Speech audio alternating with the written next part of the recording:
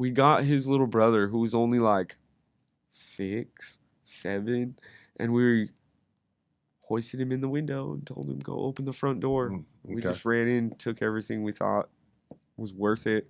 Electronics, money, jewelry. electronics, or game consoles. What was popular back then? I think it was the Nintendo 64, something like that.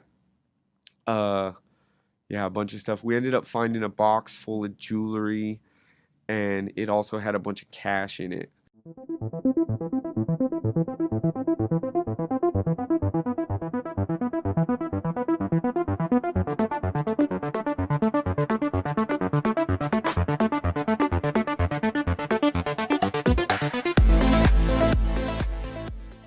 All right, guys. Dan Wise, Wise Media Studios. Hope everybody's having a fantastic week. This is take 2 with Josh Ryan, who's a local here in Yakima. Josh, how are you this morning? Afternoon, whatever time it is. It is afternoon already. I'm doing all right. Take us back. Tell us kind of how this started. Take us back to your childhood. Tell us who you are. So, I was born in the late 80s. My dad, for the most part, was really hardworking as when I was young. And then, I don't know, around I was 9, almost 10, my mom got diagnosed with hepatitis C. My dad was a preacher for a long, long time. He worked for the mission here in town. And, man, he was one of the people who started the men's drug treatment program, from what I understand. Yeah, it was about a year after my mom's diagnosis. She pretty much was like bedridden right away, not doing nothing. Dad was working all the time, of course. We lived in just a little single wide trailer down in Union Gap. We still own the property. I have 2 older brothers. My oldest brother lives at the house now. Do you guys get along? My oldest brother and I don't really talk.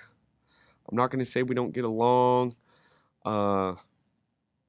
We just don't talk.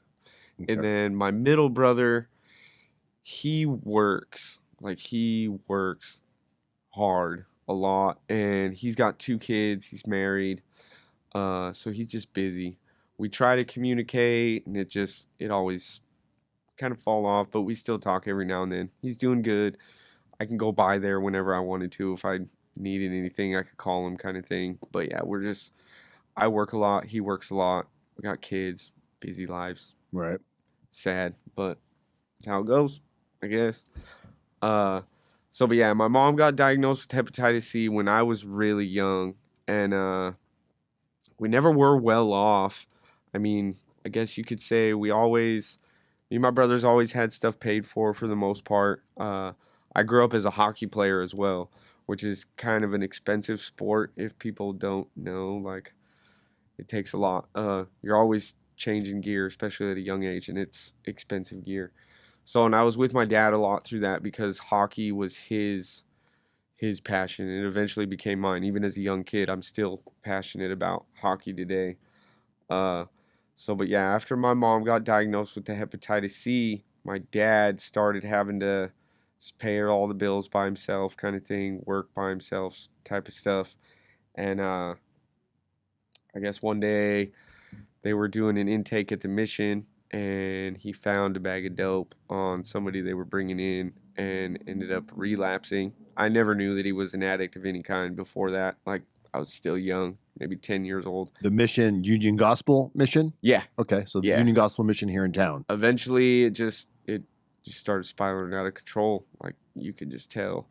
By the time I was like maybe 11 or 12, I mean, I started remembering nights where I'd have hockey practice, and at like 8, 9 o'clock sometimes, my dad would take me with him over to the dope man's house, and I'd hang out with them till I had to go to sleep, and then I'd go to school the next morning, kind of thing. What kind of drugs was your dad doing? He's mainly a meth addict. Okay. I don't know really what else he did until I was a little older. How old were you?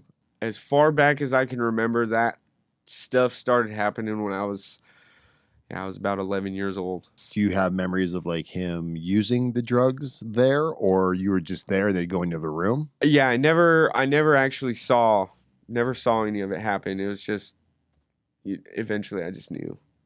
He's the people he was hanging out with. Uh, and then my mom would like start telling stories to me and my brothers about like, oh, those people are this, those people are that, da da da da. And then, I mean, eventually I just knew, especially with what I started getting into when I started getting involved with certain people. Uh, I had met one of my best friends around the same time. His name's Irving. Uh, Me and him actually were like originally how I got tied into gangs at that young of an age. Uh, I'd hang out with him like all the time. Instead of being at home with family, I'd be with him and his family or running around doing just whatever. Right. So, Was there ever any interaction with law enforcement or children protective services while you were young? no, no, I mean, not CPS anyway. I want to say I remember either my mom or a neighbor called the police one time. I want to say because like my dad wouldn't leave, and they were getting loud in the driveway or something like that. Your mom and your dad? Yeah, yeah. Was there domestic abuse going on in the family? Because we all know there's two kinds of abuse. Well, There's the punch in the face that you can see and feel where it's coming from, and then there's the yeah, mental abuse where you get beaten down, you're not even sure how the fuck it happened. yeah. No, nothing like that really. I mean, my mom and dad would fight, but I wouldn't. They'd, I mean, they'd fight, especially because sometimes my dad would be high, my mom would be sick. Like they'd fight, but I wouldn't necessarily call it any kind of abuse. Uh, it probably wasn't healthy for me, obviously, for me and my brothers to be hearing or going through, of course, especially I mean, with how young I was, like my whole life, almost like everything was perfect. And then all of a sudden it was just like, my oldest brother, from what both my parents told me, and I can remember, like, my dad originally was doing prison time when my oldest brother was born, I think it was. So my dad had had experience with prison and stuff before too. I just didn't know any of it until they explained it to me when I was old enough to handle it, kind of Right. thing. So, but they didn't realize I probably could have handled it way younger. How long did this last before you? Because this is around the time when you started hanging out with this other kid who became your friend, Yeah. who kind of not led you, but introduced you into the gang life. Um, Kind of segue into that. First major thing I'd say was probably, well, we were 11, 12 ish. We robbed our first house at that age. Like I said, when I was young, we weren't ever really well off. So I was always, uh, especially being around the kids that played hockey. I didn't go to school with any of the kids that I ever played hockey with. And that was like one of the only things that kind of ever, I guess it was kind of one of the only things when I was young that ever really made me feel like there was ever something else I could do that maybe was positive, I guess, in Mhm. the end. Uh, but I never felt like it was necessarily attainable when I was young, just because like those kids were rich. I, who knows what they do outside of hockey? Like I'm young, I don't know what they do, so I just never really thought about it. Never, I just never thought it was a choice. Kind Right. of, it was. Two completely different backgrounds. Yeah, yeah. Uh, They're often all probably hockey, all other kinds of organized sports and organized events. yeah. Parents And handing them money to do whatever they want, kind of thing, and like there's me like wanting, you know what I mean? Like, yep. can I get $5, Dad? Like, no, he's going to get a bag of dope. You know what I mean? That's the truth. My grandparents were always kind of around and helped out and stuff. Uh, but they didn't really start. They kind of took me under their wing when I think my grandfather really started noticing that like I was going towards stuff, but I always tried to show them that I was being a good kid. But yeah, 11, 12ish, we robbed our first house. I got like a real taste of money, and we actually found the window open, but we couldn't get through it. So we ran back to his house and actually got his. I still can't believe we did this. We got his little brother who was only like 6, 7, and we hoisted him in the window and told him go open the front door. We Okay. just ran in, took everything we thought was worth it. Electronics, Money, jewelry. electronics, or game consoles. What was popular back then? I think it was the Nintendo 64, something like that. Uh, yeah, a bunch of stuff. We ended up finding a box full of jewelry, and it also had a bunch of cash in it.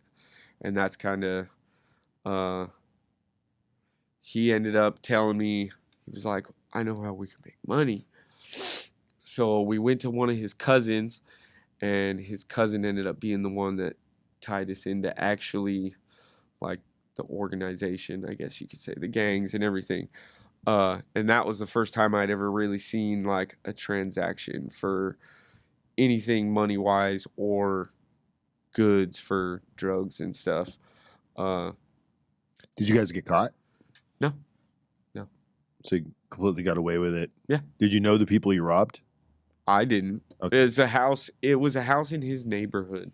And then did you guys continue to rob more houses? Like how did it segue into, criminal lifestyle? We did. We kind of, especially after that time, and like I said, the taste of money. I mean, even at that young of an age, I was like, man, let's whatever we can do, let's go. And also we traded a bunch of it for some drugs, and that was kind of the big thing that showed me like business and everything. So like we just kept doing whatever we wanted to do. Uh, we didn't rob. We stopped robbing houses after a little while because it was just I was kind of lazy. I didn't like doing it. It wasn't my thing. Uh, but like I mean, I don't know. There was something about dealing drugs that just always. Were you using drugs at this point? No, I never used. To be honest, I never did any drugs until I was like almost 18 or 19. Uh, my mom started using medical marijuana around the time I was 13, and I started learning about like that drug. Well, I guess I knew about drugs. Uh, but yeah, I started really learning about marijuana around that time and like the whole medical marijuana and stuff because that was always something that I got interested into. It was cool. Plus, with my mom having hepatitis C, like it really I noticed how it like had helped her a lot. Like she was able to get out of bed, she was able to do stuff. She was able to smile, I guess is what I noticed especially at a younger age like that. So it was always I guess in a way I never saw it as a drug Right. either. I was like that's not well, and that's how my mom explained it too. She was like this is my medicine. I may smoke it, but I didn't even know not they like had medical marijuana back then. I really didn't either. Yeah. It was around. She was doing her first round of chemotherapy. Was it either chemotherapy or radiation? One of the two. And one of the nurses from the clinic she went to for the treatment, her son was on my hockey team at the time, and she was actually the one who introduced my mom to like the whole medical marijuana thing back then. And that man, that was early. That was like beginning of 2000s, maybe something like that. And during this time, how did you go Late to? 90s. Because you said you started kind of getting into selling drugs. 'Cause you weren't so much into robbing houses, Yeah. but you said there was some sort of a fascination to dealing drugs. Hmm. Maybe it was because at the end of the day, I really didn't know what was going on with my dad. Uh, and it was like, I don't know. I don't know. Being out at night with the people I was hanging out with just was, I mean, It was better than being at home too, I guess. Uh, Like, what kind of drugs were you selling? Who were you selling them to? Mostly coke, a lot of weed. I've always sold a lot of weed just because I've been involved with it for so long and knew like my parents didn't give a shit about weed. It was my mom. It was my mom's medicine, and obviously, my dad was an addict, so he smoked all the time too. Uh, so yeah, weed, coke, uh, mushrooms, a lot of a lot of that stuff, mostly. I never tried to sell any heroin, and I tried to stay away from meth as much as I could until I was way kind of older. I was really scared of that kind of stuff because I understood it at least enough. So how old were you at this point selling coke, weed? 13, 14, Okay, so early teen early years, you're teens, yeah. selling low-level drugs. Yeah. And what age did you get up to when you started dabbling in selling things like methamphetamine? I went through a weird transition from about 14, between like 14 years old and 17. Uh, like I said, my grandparents kind of stepped in for a little while, especially because they had they kind of really had to help financially because how much my dad had struggled. Uh, so they started like bringing me to church. They'd have me at their house all the time. Uh, so I was always really involved with them, and I'd go to church camp in the summer, but I still was like, because I couldn't be with them all the time, and I couldn't go to church every day, whatever. And even at church, I mean, everything back then, I was still, in my opinion, I was still young enough to not to make my own opinions. So church was like, oh yeah, this is makes sense. I should do it. So it was another place that just was like rich kids I didn't fit in with. I didn't feel like I fully belonged, and I still always wanted to make money because that's how those people made me feel. I was like, I want what they have.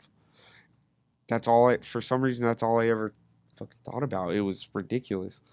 Uh, so yeah, 17, 18, about those years. And that's about the time I got introduced to like Oxycontin, Vicodin, and stuff like that. I had an injury that I ended up having surgery for, and at the same time, well, I was that's high school age too. Uh, I just went through like this nasty kind of breakup with a female that I had kind of been with all through high school. Uh, so during the surgery and the recovery, trying to like play both these roles, I guess you could call it, of like being a gang member, trying to go to church, please my grandparents, not have them be disappointed in me was a big thing. Uh, I went into like this really crazy depression, I guess you could call it, and a friend of mine and I started smoking weed together first, and then eventually he came to me and was talking to me about the pain medication that I was on and how he was like, it's so much better if you snort it Huh. out of nowhere. And I was like, what? So these were Oxycontin? This wasn't Oxycontin yet. I was still getting just prescriptions of like Vicodin. Okay. What I had was I broke my foot and I had to have like a 3-inch screw permanently implanted, like the whole length of the side of my foot to keep the bone back together. And it took me like almost a year and a half to fully recover. I kind of messed it up from walking on it with the cast and doing a bunch of other stupid stuff. So yeah, I went through like this really weird depression, and for some reason, it just sounded good. He's like, it's gonna take the pain away, and then you're just not gonna think of nothing. And I was like, okay. So I chopped one up right with him, snorted it, and that was really when shit started to get heavy. Was there a severe noticeable difference versus orally like taking the pill like you're Oh supposed yeah. to Oh versus yeah. snorting it up your nose? Oh yeah. I mean, it's instant. I mean, I noticed it right away because, like, I was used to, I'd have the pain, I'd take a pill, and it'd take at least a half hour for the pain to even start fading away from the prescription pills. But then when you chopped it up and snorted it, it was just Instant? instant pain relief. Was it the same type of relief? Or is it just way more faster? So way more. Okay. So like it'd take the pain away. You just melt. You know what I mean? Would the effect last as long as it did if you were to eat the pill? No. So this is why people probably are, snorting pill after pill after pill. Yeah. Yeah. So you snorted your first pill of Vicodin. Yeah. You're roughly how old?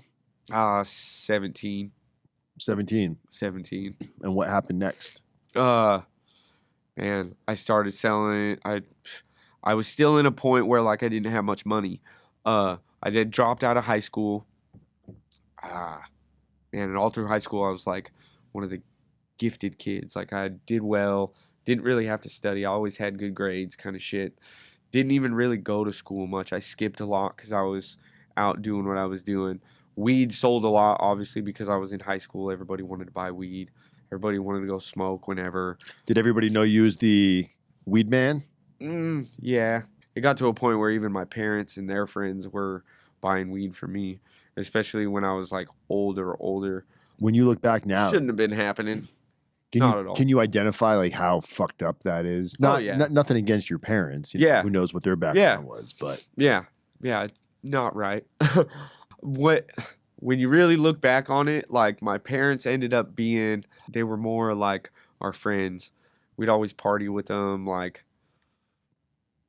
that's more what they were our friends. I mean, don't get me wrong. My dad still always tried to like teach us what was right and what was wrong. In between taking you to and from meth dealers' houses. Yeah. But there was also a point like my dad, God, I was 13 or 14. My dad got busted for some check fraud and some other stuff. He requested to do drug court, which is a program we have here in Yakima County that helps addicts get into recovery. And it's like a diversion program. Yeah, it's a diversion program for certain levels of felonies. Right. It's not supposed to be for violent felonies, Class A felonies. If you go murder a family of kids, you can't go get a diversion. I'm taking drug court instead of going to prison for killing a bunch of kids. Yeah. So my dad did drug court, got clean for, I don't know, it was almost maybe like 2 years. So during that time, during all this treatment and like all of that stuff, I ended up, between him and I, none of the rest of the family ever had the same conversation my dad and I had. Him and I got really close in that time because he wasn't living at home anymore. He lived in a clean and sober house. While he had gotten clean, instead of working for, say, the mission and being a preacher, he was doing different. At first, he did construction, which he was always a really good builder. He was a carpenter, I guess, besides doing whatever else he did before I was born. He ended up landing a job with this maintenance and janitorial company. Became like a bigwig. He was the head representative for like the whole. It ended up, before he got fired from the company, he was the regional manager for like 3 states or something like that. And I used to go to work with him all the time, even when he was doing carpentry and stuff like that. This is when you were little? I was like 13, 14. Okay. So this is around the time when he relapsed. Yeah.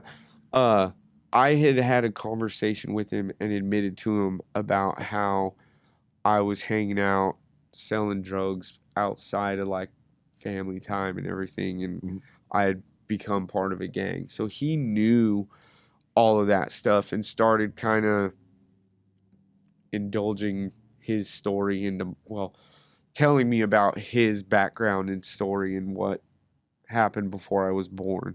At that young of an age, that was really when he became more like my friend rather than my father. But at 13, 14. Yeah, he was still trying to like teach me in his own way. He kind of mentored me in a way in street life at the same time. He ran with like guys who were robbers and stuff before I was born. So when I told him about what I was doing, he kind of was like, you know, he'd tell me stuff like who to hang out, like what to watch for. Uh, and that he was kind of the one who told me, stay away from, don't ever mess with dealing meth.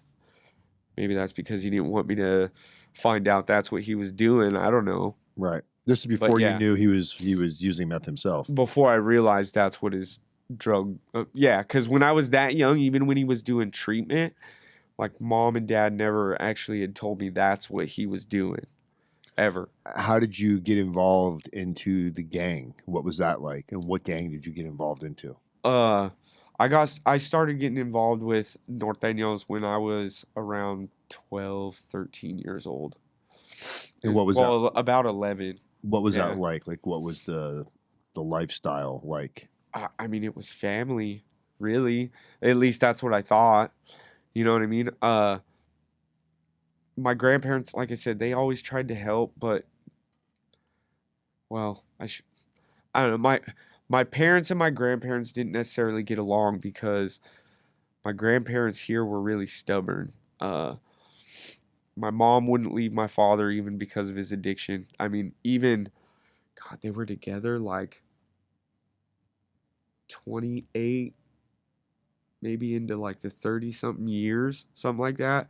Like they were together through my dad's whole prison term, which was like 7 years, 5 or 7 years in Colorado State. Uh, like they had been through so much crap. And my grandfather always wanted my mom to leave him, but she never would.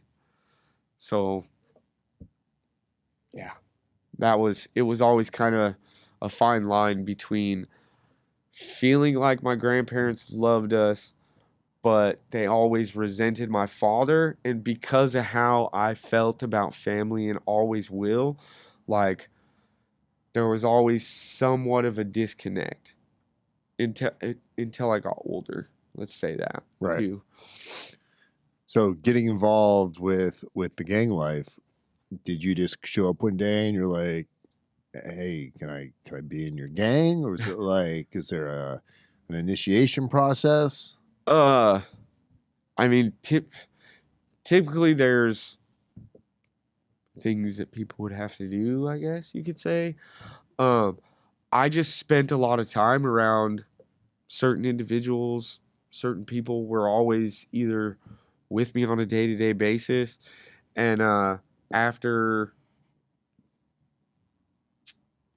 I mean, I guess I always kind of considered, everybody always considered me who I was and as a member, but really, I guess you could say I mean, became official.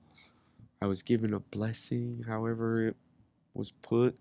Uh, I was like 16 or 17. 16. 16 was when the party happened.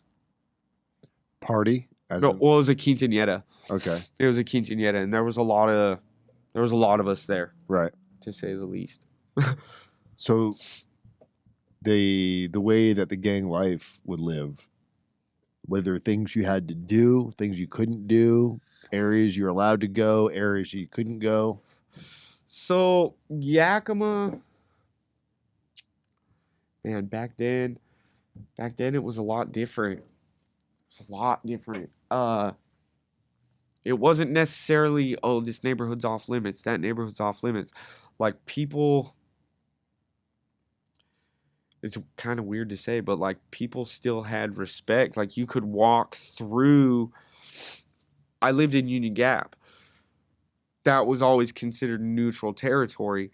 So if you walked by another gang member from the opposite side, as long as you weren't being disrespectful, like as long as you weren't throwing your gang sign at them, as long as there really wasn't problems, you know what I mean? Like people were respectful still. It was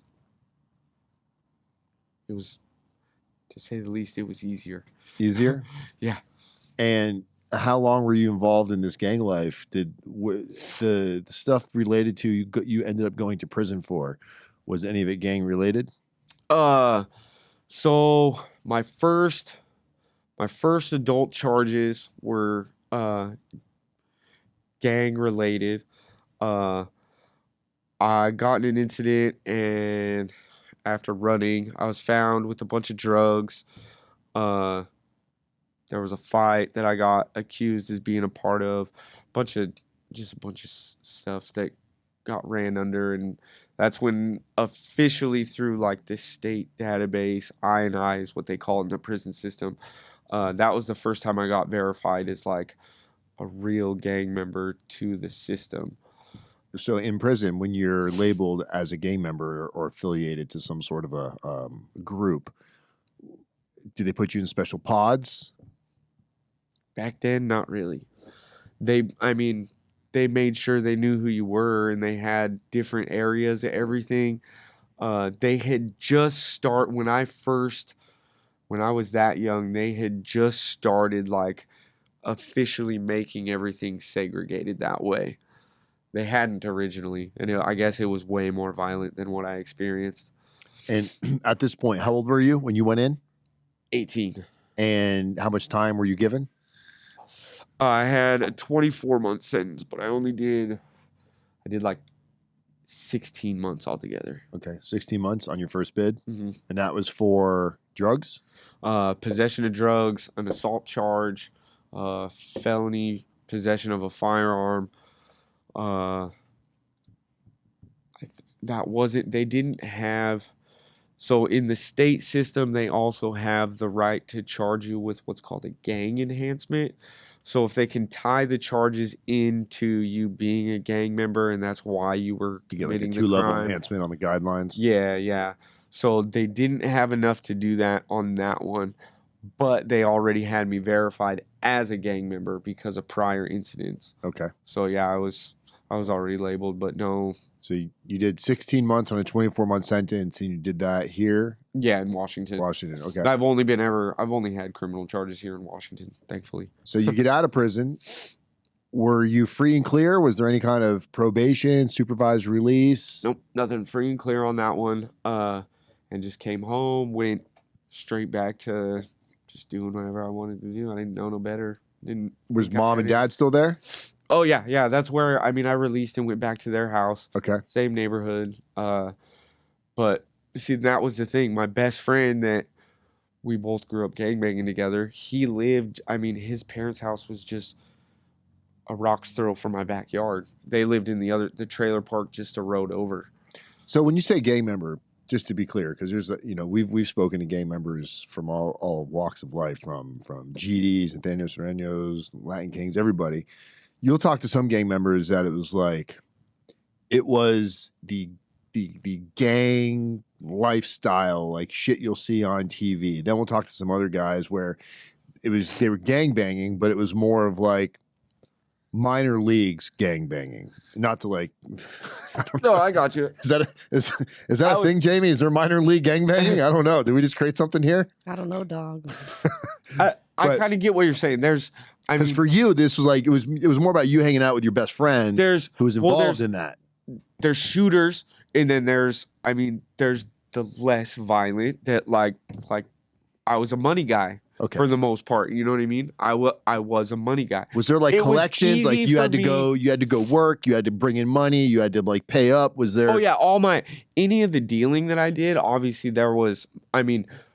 Off top, everything went to who was above me. Okay. And then I got whatever I needed, whatever I was given out of that, pretty much. Right. So, in the gang member lifestyle, not what we hear, but the reality. Guy gets hit.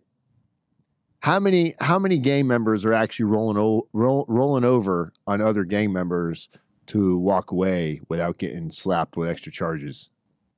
From what you've seen, what time period are we talking about? From fucking then to now. So my last prison sentence was 2012 to 2017.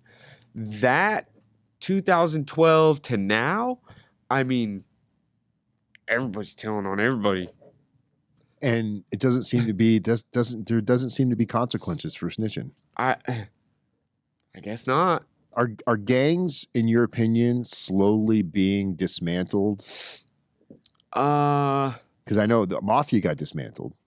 I think it's really a money thing. A money thing? It's all about money. And especially, I mean, the cartel kind of, well, you know what I mean? It's not really. Now, cartel, different. That's different level shit. Well, but that's, so. Cartel. Sometimes, I guess, let me say this. Obviously, I'm white. I don't belong in a Mexican gang, right? But there's a lot of white homies around here that are in. That's after the generational shift again. I was the only white homie in my hood. Okay. And I mean, my hood wasn't big, but so your friend that you were referring to, he was Spanish dude. Yes. Okay. Yes. I mean, like I said, I went to quinceañeras. White people don't have quinceañeras. Right. I didn't even know what quinceañera meant until I fly drones at quinceañeras. So are you in a gang now? No. So 2010, I caught another set of felony charges. I was in possession of 10 plus pounds of marijuana. I had 2 full 500 count bottles of 80 milligram Oxycontin. I had 400 count sheets of LSD, blotter paper LSD. I had 5 pounds of mushrooms, 2 pounds of peyote buttons, and I drove this 1990 Celica GT, 2-door sports car. The back seat I had modified with some hinges, and it had 2 12-gauge shotguns underneath. So they found the shotguns. I got pulled over by this cop in Union Gap. The dude had been chasing, I don't know what. At one time, he thought there was a meth lab in our single-wide trailer. I guess when you look at it, I guess it could have made sense because of my dad. But he caught me with all these drugs. From what the first lawyer I saw had told me, I was looking at like a minimum of like 12 years, no matter what. I think that was supposedly just for the 2 guns, because I was a gang member. Felony in possession of firearms as well, right? Yep. They weren't stolen. They weren't like nothing bad about them. They were just 2 shotguns. And you weren't allowed to have them.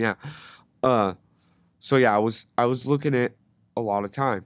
And especially for the Oxycontin. The Oxycontin alone was another, like, I think they said like 10 years or something like that. But because they were all going to be, I think it would have been Class C felonies or something like that. I talked to a second lawyer, and I had mentioned to him, I was like, hey, is there any chance? I was like, my dad did this program called Drug Court. I had already been doing Oxycontin like really bad. So you were hooked on drugs as well. Oh yeah, I was minimum of like 10 Oxy 80s a day, snorting them and smoking them and stuff. Like, it was bad.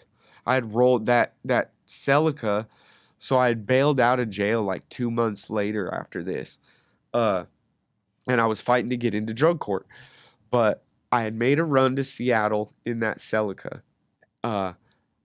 Just stupid, out of my mind.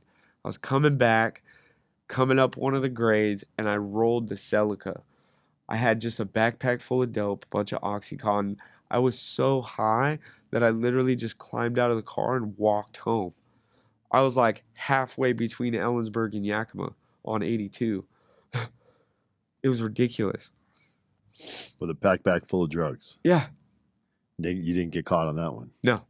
Left the car, just walked. So didn't care. 3 days after that, I was scheduled. Drug court ran like every Wednesday afternoon, I think it was. Yeah. So I showed up to court. They told me, come and see how the court sessions go, da-da-da-da-da. Well, when I showed up, they ended up taking me into jail. And they were like, this is what we do for everybody.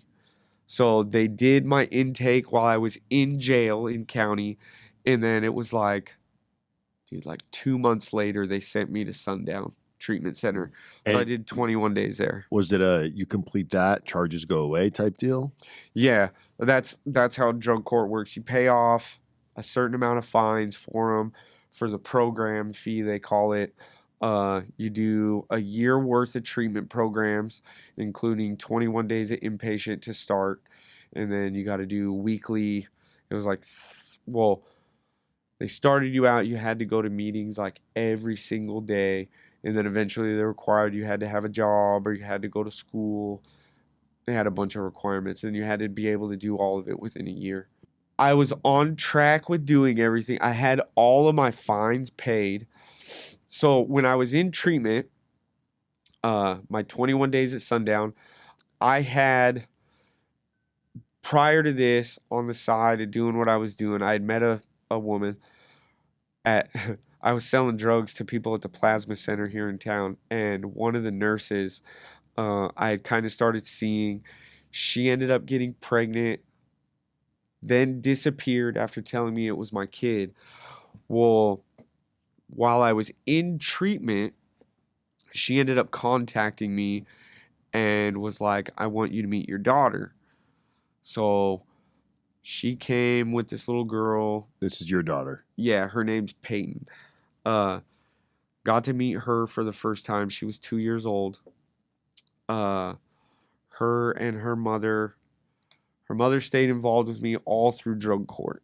And then about, I was in drug court for like a year and a half. And at the end, I was living in clean and sober housing still full time. I was going to YVC full time. And then she was going to Perry Tech. So when she was at school at night, and sometimes between me getting out of school in the morning and her afternoon, like I'd be with my daughter at her house. One afternoon, I fell asleep on the couch. All my fines were paid. I was doing good in NA, or I mean, in treatment. I was leading NA meetings at the time, had a sponsor. I used to go to sweat lodges with like a big circle of these AA and NA guys. I was involved with NA like activities and all kinds of stuff.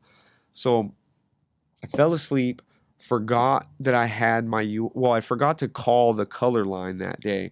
I was still on random UAs, but I only knew like they only had me going in once a month, but I still had to call every day because it could come up whenever. Well, I fell asleep and my phone rang. It was like 4 o'clock in the afternoon, and you had to be there by 5 when they closed at Merritt down here. And my phone rang, and it was the case manager. Uh, I answered my phone, and she's like, "Why haven't you gone to take your UA?" And I was like, "What do you mean? It's it's only 4 o'clock right now. To be honest, you just woke me up. Did my color come up today?" And she's like, "Yeah, you only have a half hour to get there. You're not going to make it, so I'm going to call him and tell him that." And I was like, "Why would you do that?" She's like, "Well, you're not going to make it. You've already been sanctioned once before. This is your last chance." And I was like, "Well, that's not fair." Like that's all I could think. I was like, "That's not fair." I was like, "Why would you do that to me? I'm doing really well." Like I almost started like crying and begging her like because I had already finished this whole program. I'd been to multiple treatment centers for them, like all kinds of crap. I'd changed my whole life. Like when I first requested to get into drug court was when I officially like stopped gangbanging and everything too. Uh, I was in county with a bunch of really close homies from. There was a couple from my actual hood, which is a hood from Moses Lake, not Yakima. Uh, they were there and a bunch of older cats. And they had gave me the choice like you either walk away, stop doing everything, and you go be with her and your kid, like this is your only chance, or I don't do drug court, I go to prison, I bang the rest of my life. You know what I mean? So that's what I decided to do. I was like, daughter's pretty cool, I'm gonna stick with this. I don't know why it clicked at first. Like when I first wanted to do drug court, I was like, this is just fucking fake it till you make it. Right. Like, there's no way I'm gonna be able to do it. And then the little girl came, changed everything.